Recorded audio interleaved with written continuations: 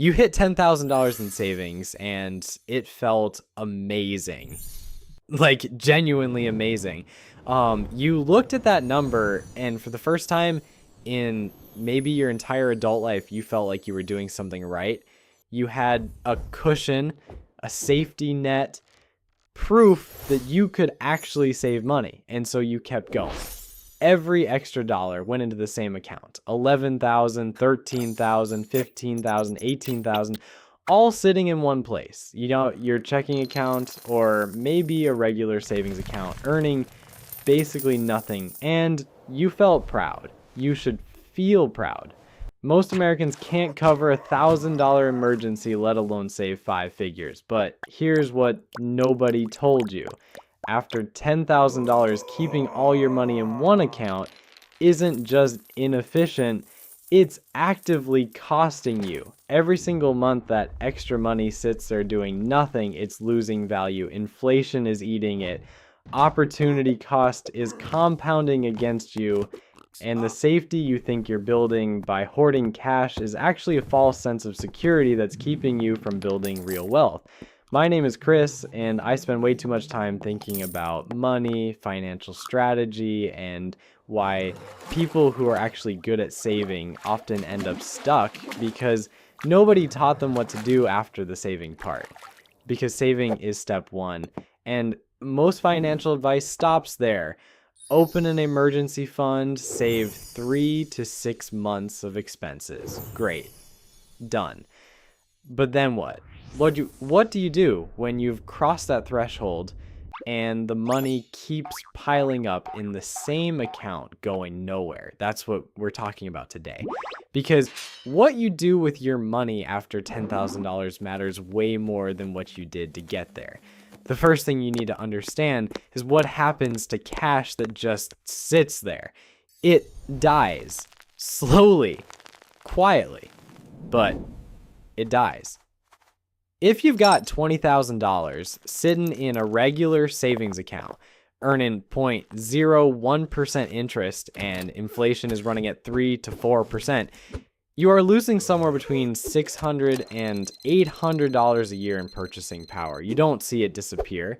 Your balance still says 20,000, but what that 20,000 can buy shrinks every single year. It's like putting milk in the fridge and thinking it'll last forever because the number on the container doesn't change. But the quality is deteriorating the whole time. Your dollars are spoiling and you don't even know it because the number looks the same. The second thing is that keeping everything in one account creates a psychological problem. When all your money is in one place, you start treating it all the same.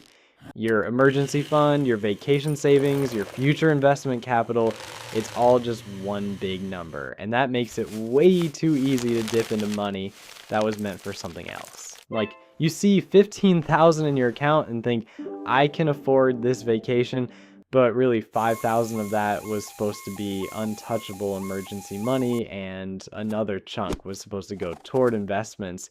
Without separation, there are no boundaries, and without boundaries, money gets spent. This is why people who save a lot still feel broke sometimes. They've got money, but it doesn't feel organized. It doesn't feel purposeful. It's just a pile of cash with no job assignment. And money without a job always finds a way to disappear. So here's what you actually do after you cross $10,000. You split your money into what I call the bucket system. And it's not complicated. You don't need a financial advisor for this. You just need to be intentional about giving every dollar a roll. Bucket one is your emergency fund. This is 3 to 6 months of essential living expenses, not 3 to 6 months of income.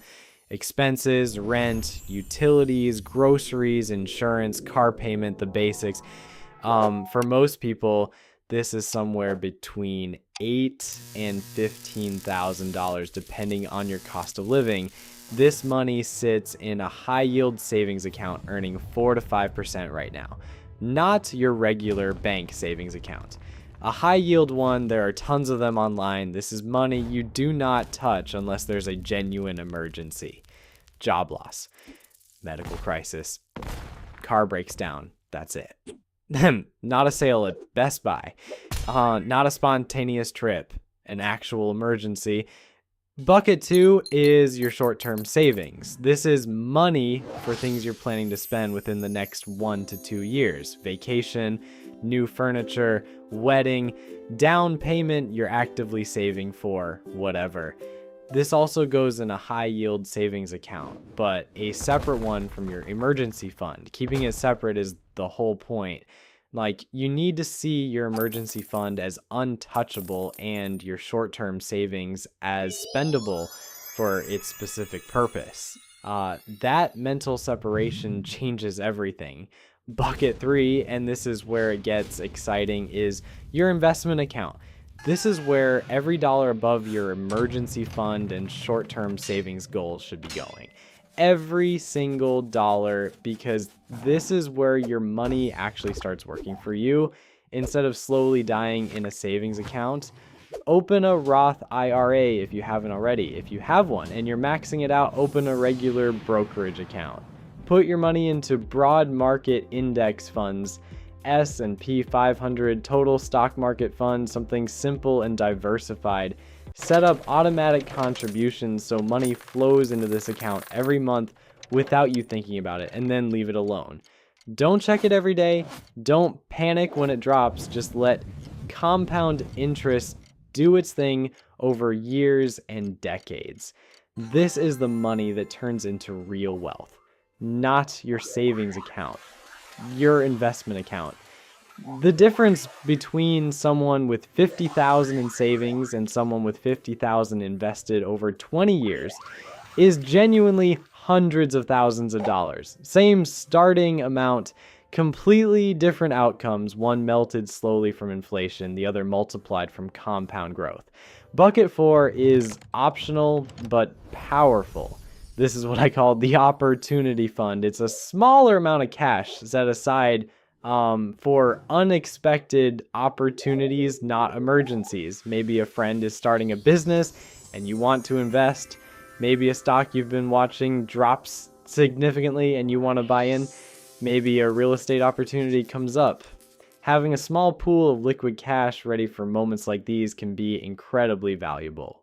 Most people miss opportunities because all their money is either locked up or already spent. Having even 2,000 to 5,000 set aside for this gives you flexibility that most people don't have. Now, here's the thing that trips people up. They hear all this and think, that sounds great, but I like seeing one big number in my account. It makes me feel safe. I get that. I really do. A big balance feels like protection, but it's an illusion. That big number isn't protecting you. It's just sitting there making you feel good while inflation chips away at it and opportunity cost stacks up against you. Real safety isn't a big number in one account. Real safety is having the right amount in the right places, doing the right things. Your emergency fund protects you from disasters. Your short-term savings protect your goals. Your investments protect your future. And your opportunity fund protects you from missing out on moments that could change your trajectory. That's real financial security, not one bloated savings account that's slowly losing value. And look, I know the investing part can feel scary, especially if you've never done it before. The idea of putting money into the stock market when you've worked so hard to save it can feel like gambling, but it's not. Not when you're investing in diversified index funds over long periods of time. Historically, the market has returned roughly 10% annually over the long run. There are ups and downs, yes. But over 20 or 30 years, the direction is always up. The real gamble is leaving your money in a savings account and hoping inflation doesn't eat it alive. Because it will. It always does. So if you've been saving and you're past $10,000, congratulations. Seriously. You've done something most people can't. But now it's time for the next step. Organize your money. Give every dollar a purpose, protect what needs protecting, and invest what needs growing. Stop letting your hard-earned cash sit in one account, slowly losing its power. You didn't work this hard to watch your money evaporate. You worked this hard to build something. So go build it. If this helped you figure out your next move, hit subscribe. So you make videos like this every week about money, strategy, and building wealth in a way that actually makes sense. No gatekeeping, no complicated jargon, just real conversations about what to do with your money. And if you want to discover the financial advantages and free money, you might be completely overlooking, go watch my video called The $50,000 Loophole Most People Walk Right Past. It breaks down exactly where money is hiding in plain sight and how to go claim it. Yeah, it connects perfectly to what we talked about today. Links right here on screen. Go watch it, and I'll see you over there.